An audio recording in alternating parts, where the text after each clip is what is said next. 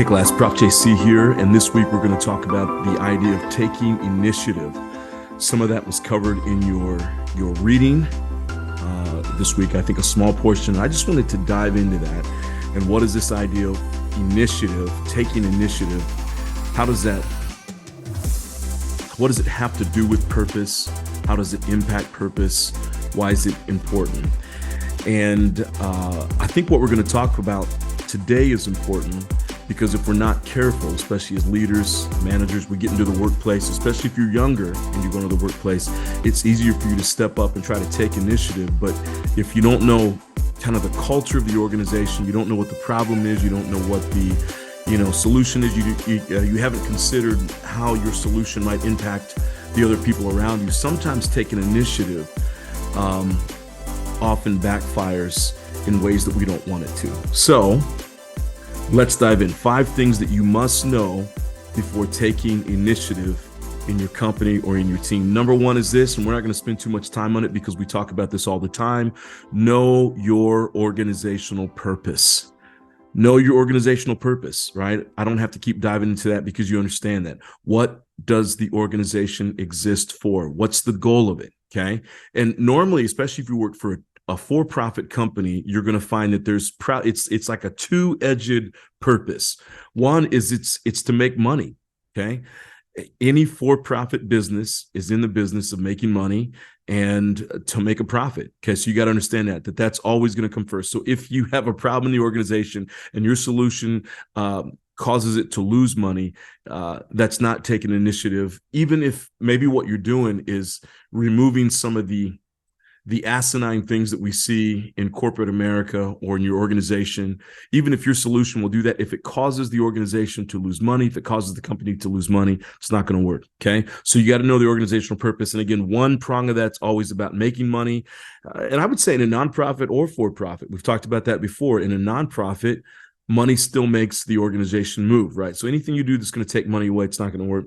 But also they're going to have a stated purpose. We exist to make the world a better place through, making water better, making water cleaner, creating widgets, creating technology, whatever it is, right? So it's going to be two-pronged. Know what that is. Number 2, know the organizational problem. Okay, before you take any kind of initiative, before you step in there, you've got to know what the problem is, okay? And the problem is this. It's what keeps your boss up at night. And how do you find that out? I think it takes a little bit of time. I recommend if you're in your first 90 days of work or you're in your first 6 months even, you don't need to be, especially in some organization. Now, if the organization has asked you to, if it's kind of a forward-thinking, a progressive organization, and you come in new and they expect you to have ideas, hit the ground running, then that's a different situation. Unfortunately, most organizations don't work like this, okay? So you've got to know what the organizational problem is, and that takes a little bit of time to find out. You've got to know what keeps your boss up at night, and that takes a little bit of time to find out. You can ask the question. You can literally ask your boss what keeps you up at night. When you think about our company, when you think about where we're going, what keeps you up at night, and then listen for the answer. Okay.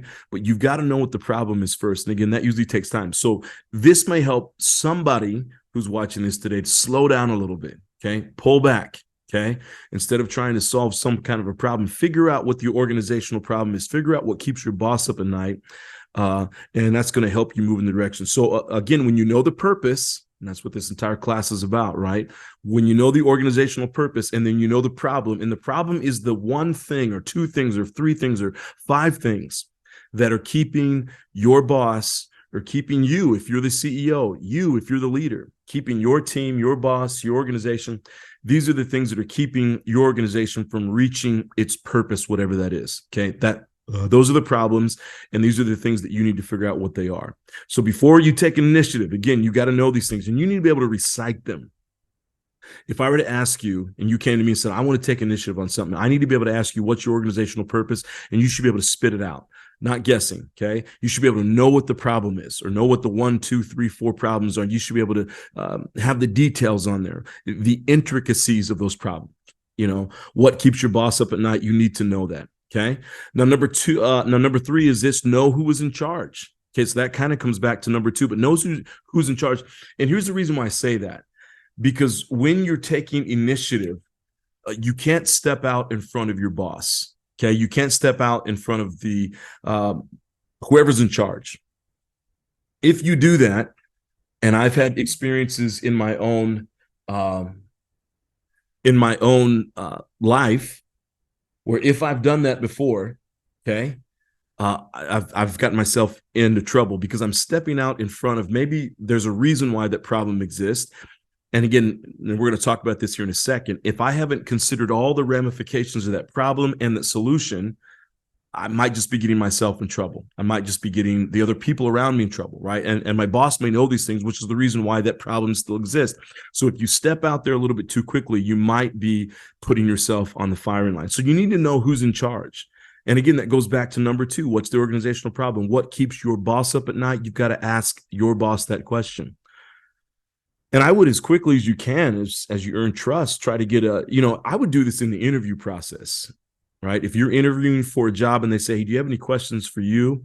Or do you have any questions for us? I would look directly into your boss's eyes or the entire panel and say, I want to know from each of you what keeps you up at night. And then I would take notes on that. And you go into the organization, you have an idea. Here are the problems my boss is trying to solve. And once I earn trust, then I can help solve these problems, right? But you got to know who's in charge. And you can't step out in front of that person, right? Because one of two things are going to happen. You're not going to be successful in your solution, and you'll have stepped out in front of somebody else.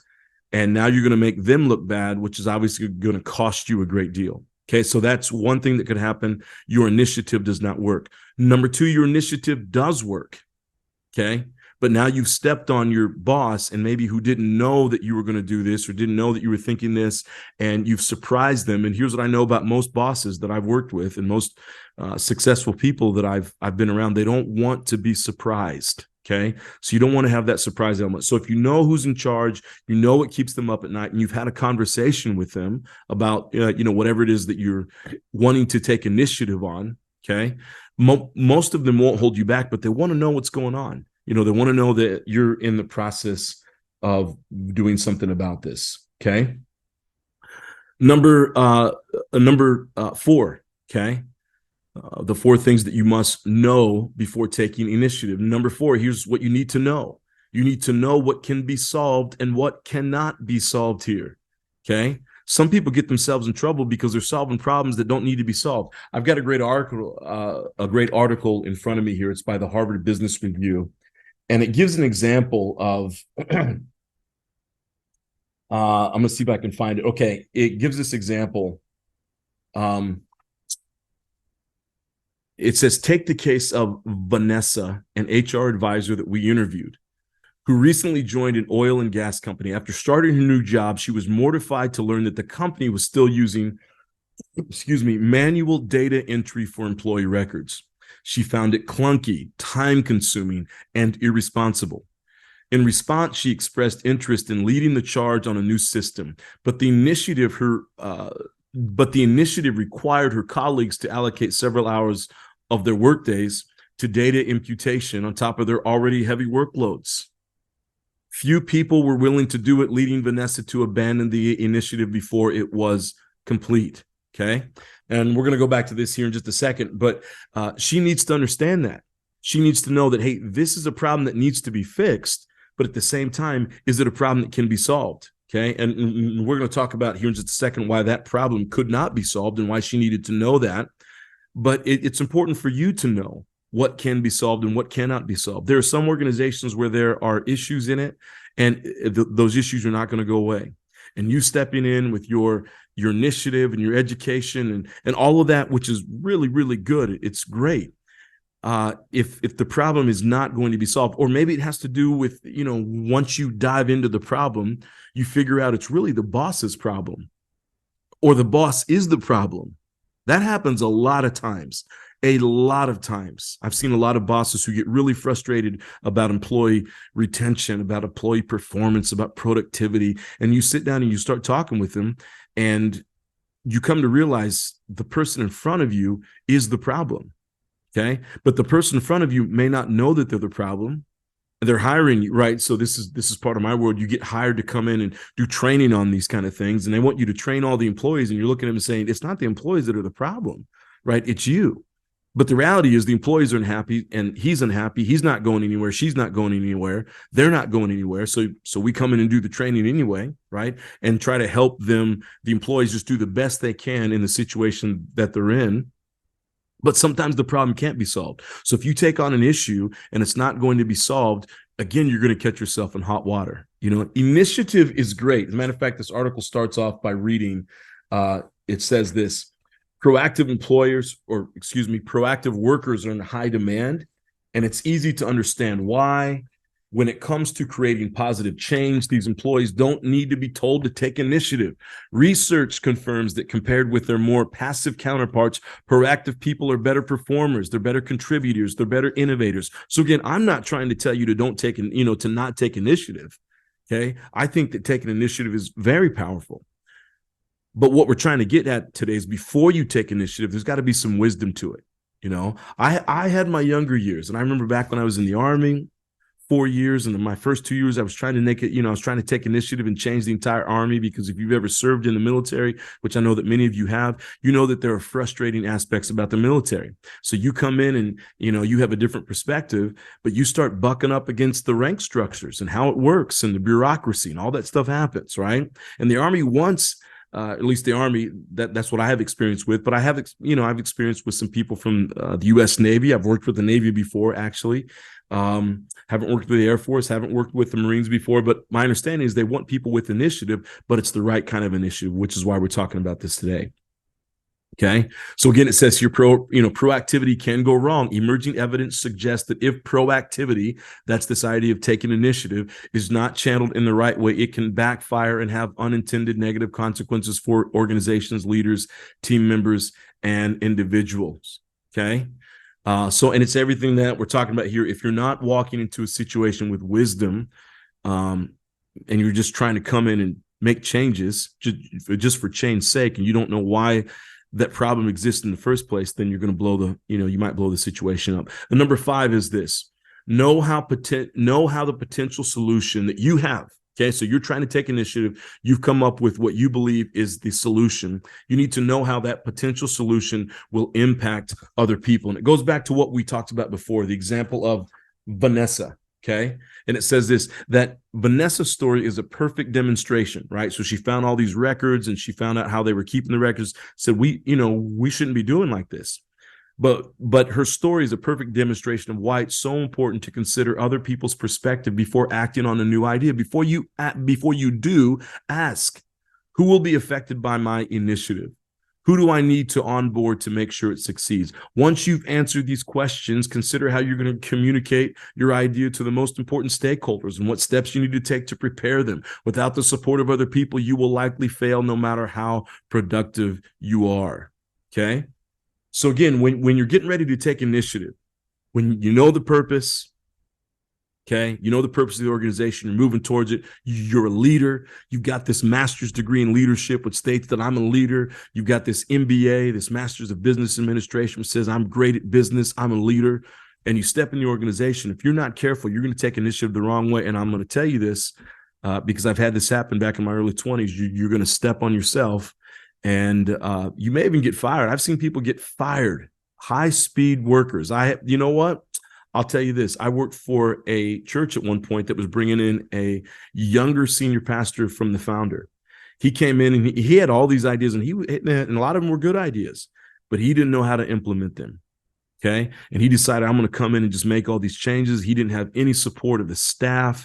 He didn't have any support of the people, but he just kept plowing forward, and he plowed forward all the way till he got his walking papers. Okay. I've seen that happen. I've seen it in other for-profit organizations before as well. They come in a little too heavy, a little too anxious, excited. Okay. So that's going to happen to you as well. So again, these 5 that we just talked about, you got to know these things before you take initiative. And once you know them, proceed with caution. Now, again, I'm not trying to tell you to slow down. You need to be proactive. But one of the things you find, and unfortunately you get this the older you get, you find out that there has to be wisdom with movement. Wisdom and movement, okay? It's not just moving for moving's sake.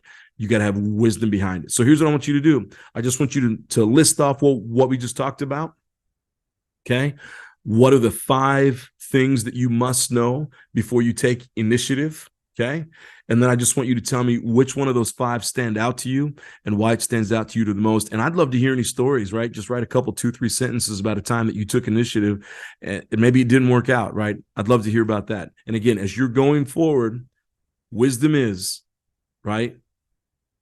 Understanding the issues, understanding what's going on, not just jumping in and taking initiative, but thinking, stopping before, and then move forward. And I promise you, you do that, you're going to earn trust. And the more trust you earn, the more, you're going to be able to take initiative and be innovative and all that kind of stuff you want to do. But have wisdom while you take initiative. That's all I got for you this week. I look forward to seeing you in the next episode, our next podcast. Take care.